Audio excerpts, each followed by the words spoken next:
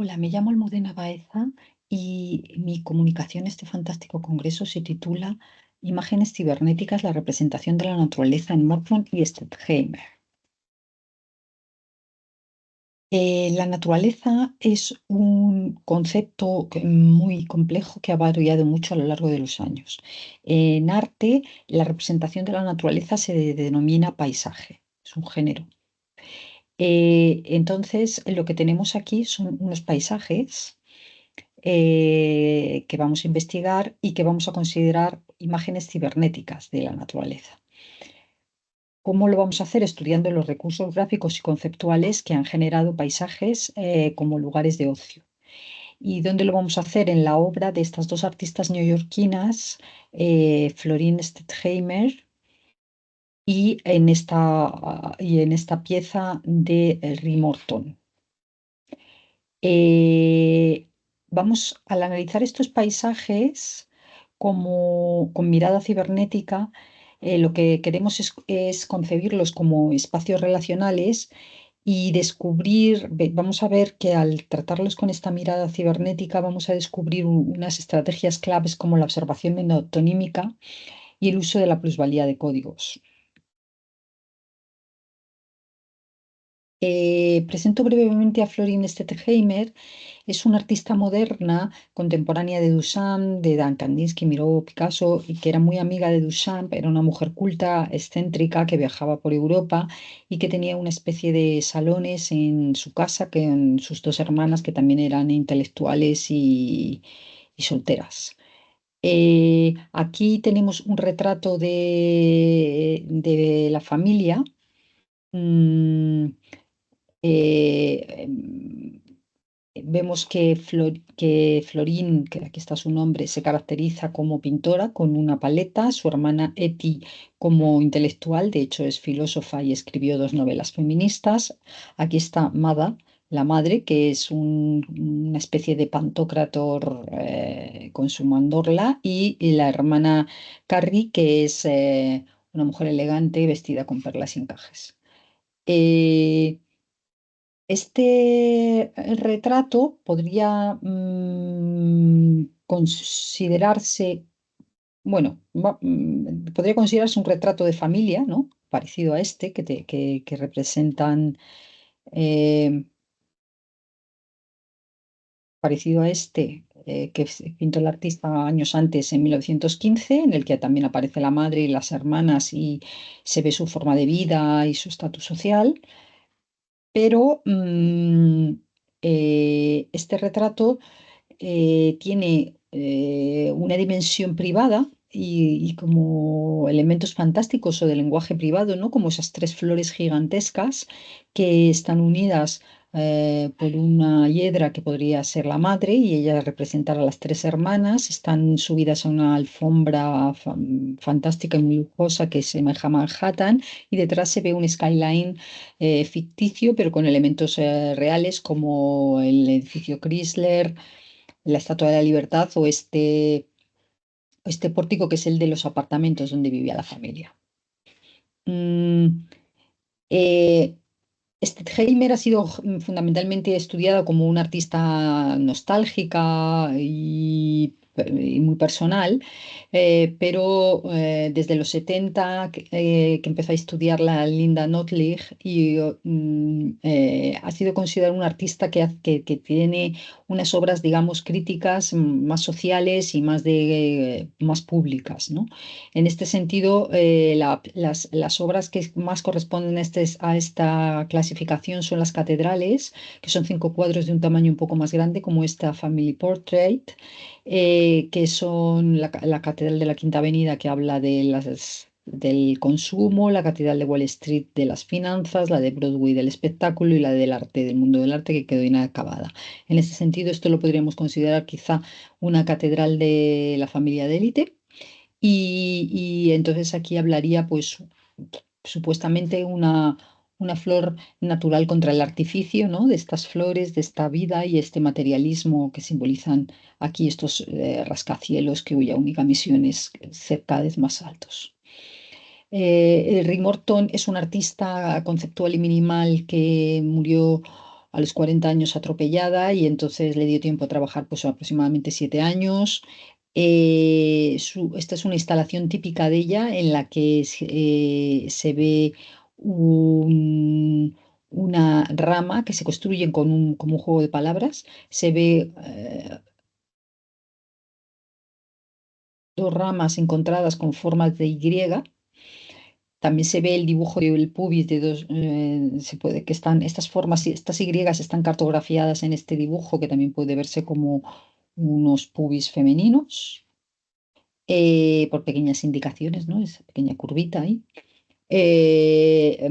O también nos está mostrando la función constructiva de estas ramas. El caso es que este juego de palabras sobre una forma concreta, que es esta, la de la Y, tiene atmósfera de cabaña alpina y define un falso light muy típico de Morton que consiste en aligerar el lenguaje plástico, concretamente el minimal o el conceptual.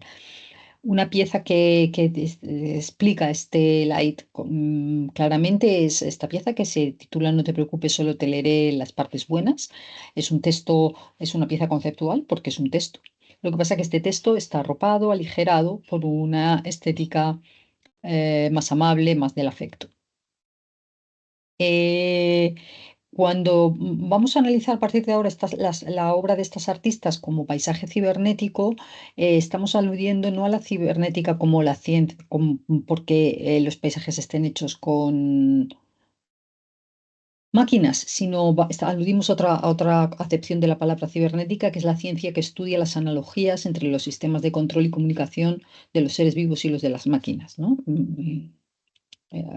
Se comportan de forma parecida o se pueden estudiar de forma parecida. De hecho, si consideramos a la naturaleza como una máquina, empezaremos a verla también como un medio que vira, o sea, un medio ambiente, environment o medio que vira, to veer, un ecosistema como esos dibujos de cuando éramos pequeños de, por ejemplo, el ciclo del agua, que estaban trufados de flechas, ¿no? Que indicaban la evaporación y las nubes y la lluvia y las precipitaciones.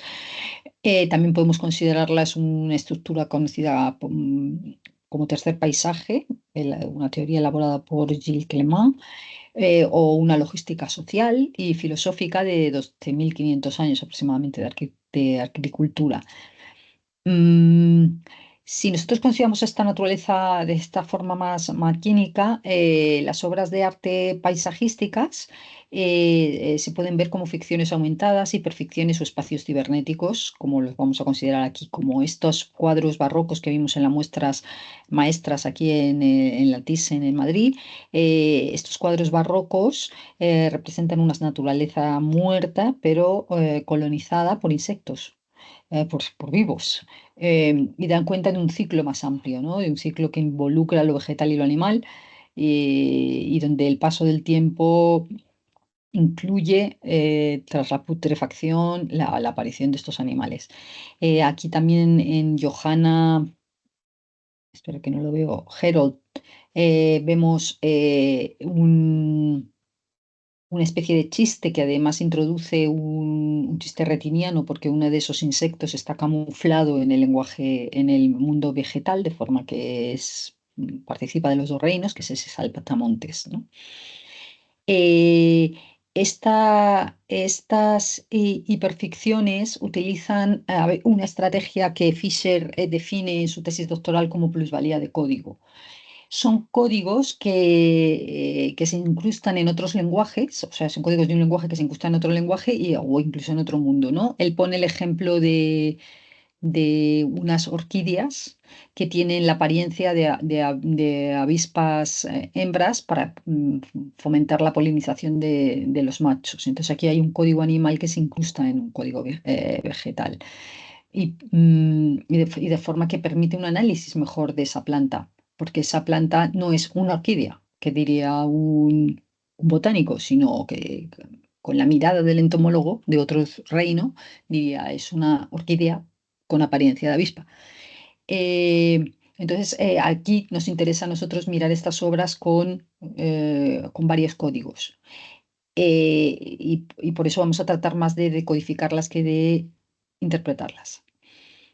El paisaje tiene sus propios códigos y tiene una historia, como dijimos, y el Renacimiento es uno de sus momentos estelares, característicos, y el paisaje renacentista, digamos que establece un diagrama de lectura, que es la perspectiva central, y este diagrama indica una lectura jerárquica que va de las figuras al fondo y indica visual y conceptualmente lo que es importante. Aquí en el centro de la imagen y en primer plano está Jesús dándole una llave, que es el centro de la representación, a San Pedro, y esa llave fuga pasando por la mano de este señor a la iglesia, que es lo que va a abrir. De forma que esta perspectiva cónica o central nos indica la historia y cómo debemos interpretar esta imagen. La perspectiva central, que también está presente en obras como románticas, ¿no? Como este Caminante en el mar de niebla de Friedrich, sin embargo, su sistema jerárquico y de interpretación empieza a fallar. El personaje está en el centro, está en primer plano, es grande, es humano, es una figura, pero está de espaldas y nos parece que nos invita a mirar por encima de su hombro a un paisaje alpino envuelto en niebla o también puede sugerirnos que lo importante no es ese ser humano, sino el estado de ánimo que está provocando en él y en nosotros la grandeza de la naturaleza. Entonces la imagen se convierte en una imagen teoría, la teoría de lo sublime se superpone a otro código, que es el código de la persuasión. Y entonces el paisaje ejerce una presión sobre el espectador para causarle un estado de ánimo particular. Entonces, tanto la obra de arte sublime como el espectáculo natural de la naturaleza sublime anima, más que a la interpretación, digamos, a la sintonización con un ser no humano, que ya sea la obra o el paisaje, con el que se puede tener, como sugirió Kant, un poquito a su pesar y sin darse mucha cuenta, una especie de fusión mental, el sublime sentimiento de la razón, que es una tierra de nadie un poco. Rosenblum, en su célebre ensayo que relaciona la obra romántica del norte de Europa con el expresionismo abstracto, sostiene que esta imagen romántica tiene también la obra expresionista abstracta tiene como el romanticismo una intención sublime y que tanto las pinceladas como las manchas, estoy pensando en unas pinceladas tan elocuentes como las de Joan Mitchell, por ejemplo, o estas manchas flotantes de Rothko, lo que construyen es un entramado que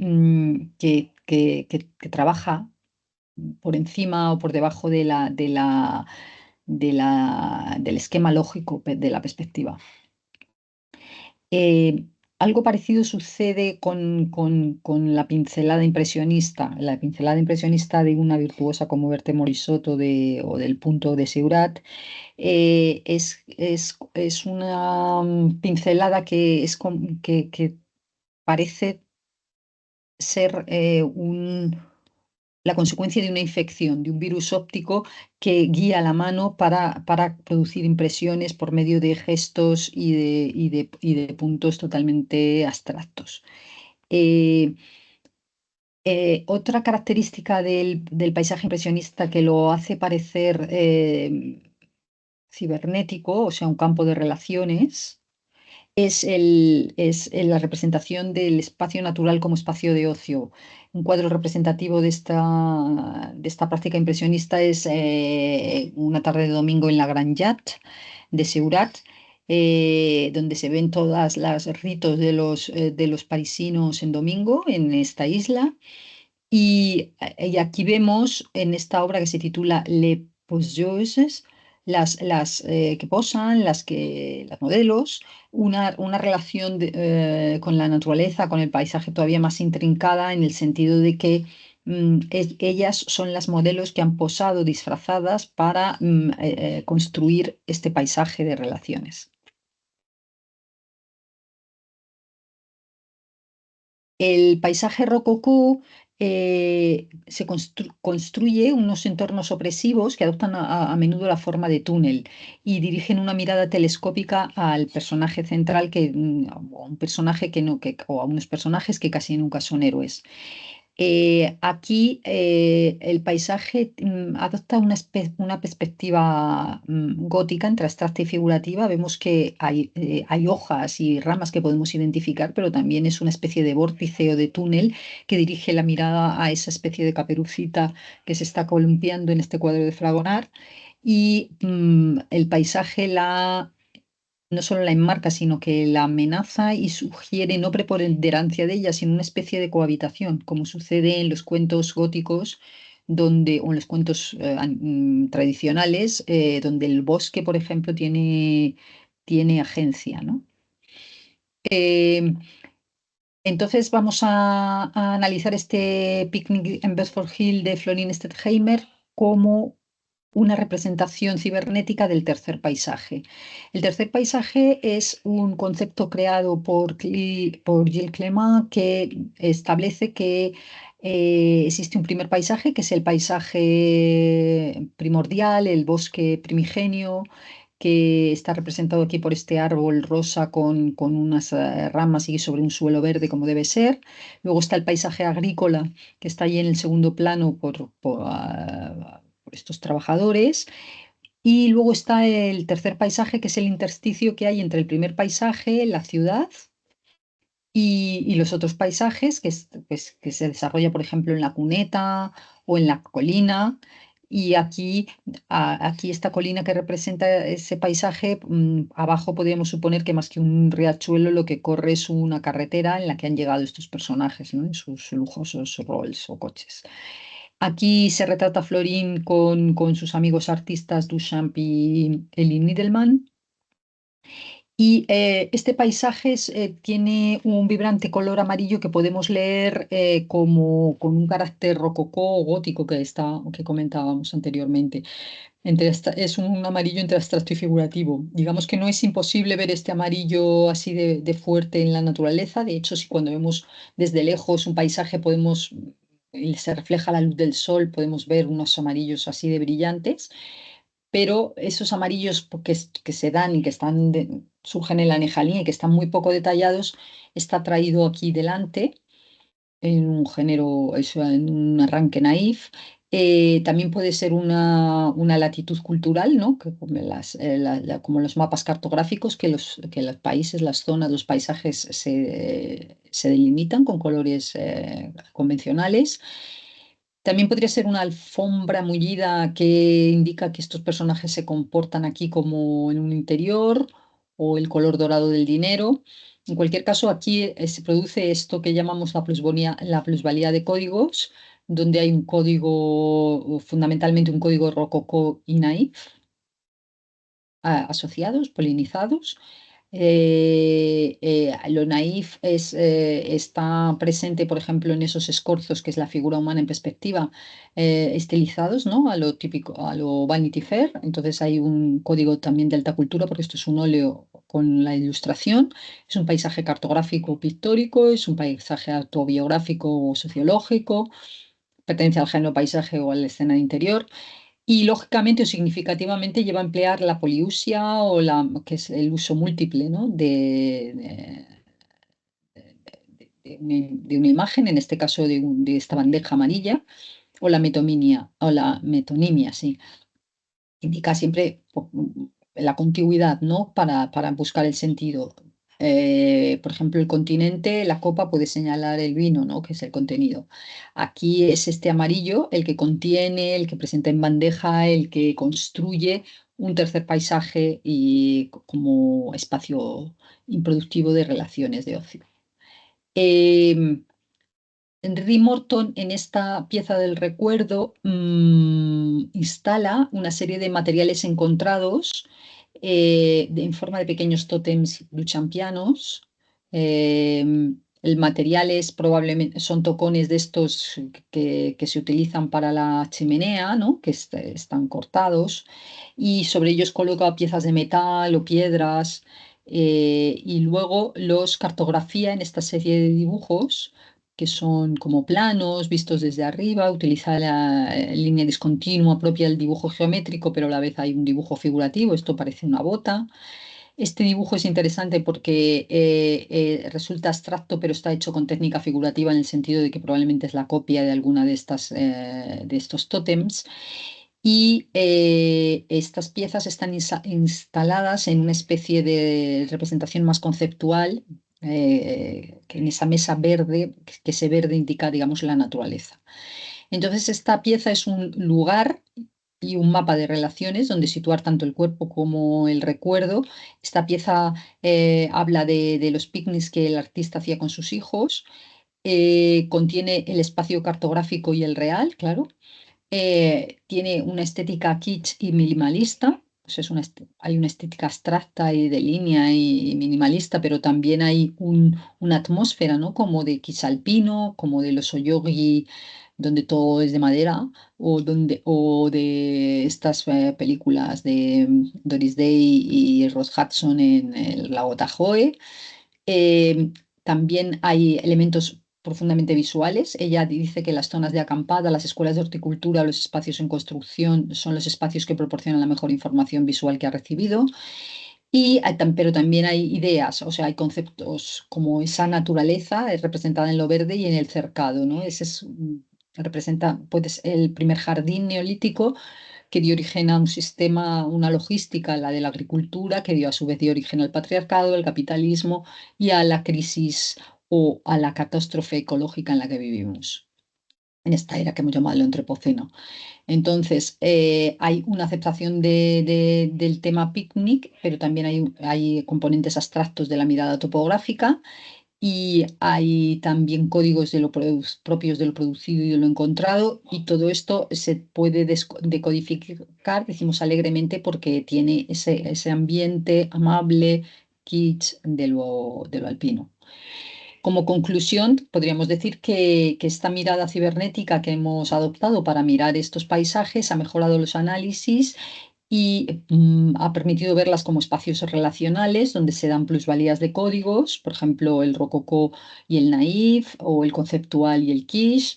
Verlas como unos sistemas ecocibernéticos o con una narrativa metonímica, ¿no? De contigüidad con la naturaleza. Por ejemplo, la pieza de Morton es naturaleza, porque emplea materiales naturales, y donde se da la cibernesis, que es la incapacidad narcisista, ¿no? De separarse del entorno, o la sintonización kantiana con lo inanimado.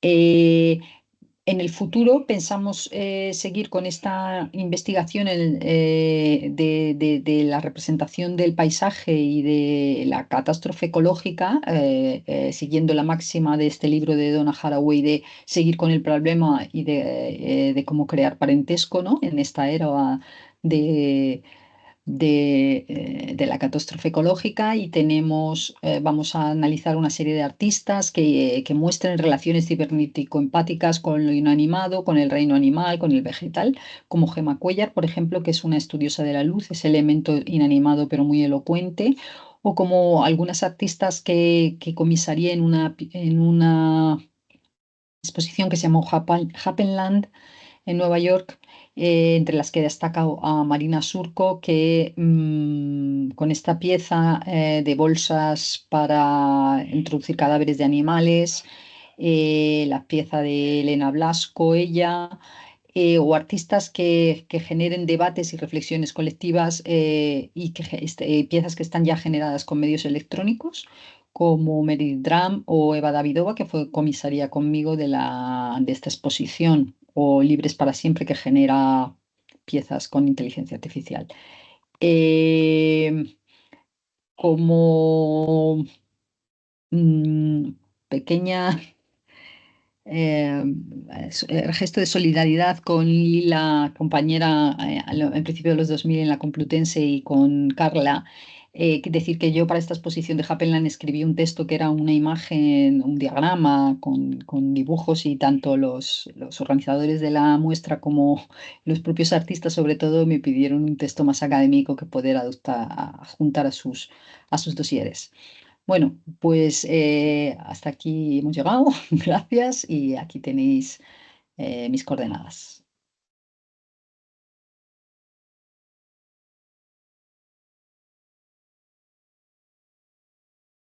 y también estoy disponible para si queréis tenéis alguna pregunta, porque he ido un poquito como una metralleta.